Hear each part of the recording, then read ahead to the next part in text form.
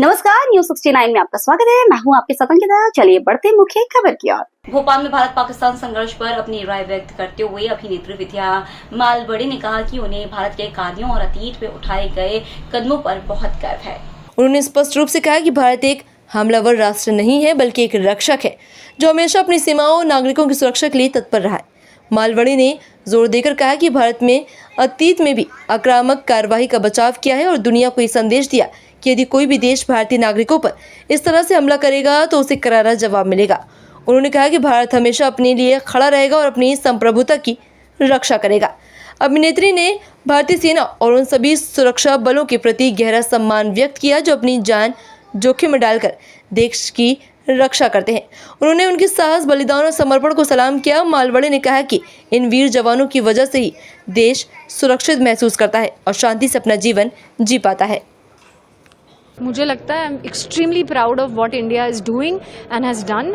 और देखो, एक चीज़ है, हम जाके किसी को अटैक नहीं कर रहे। We are not the attackers, we are defenders and we have defended and told the world कि अगर आप हमारे लोगों को इस बेरहमी से मारोगे, ट्रीट करोगे तो हम जवाब ज़रूर देंगे। We are not a dumb nation to just sit and say अरे भैया कोई भी आ जाओ, हमको मार डालो, कुछ भी करो। No, we will stand up for ourselves and that's what we have done. I am extremely proud to be an Indian, to know what my country is doing, and I absolutely salute the army and everybody जो अपनी life line पे डाल के उन्होंने हमारी हमारी रक्षा, हमारी सेवा करते हैं। So I am extremely proud of what India has done. ये फैसला सही है कि जो पाकिस्तानी एक्टर्स को बैन किया गया, उनके सोशल मीडिया अकाउंट्स को बैन किया गया, भारत सरकार का सही फैसला है?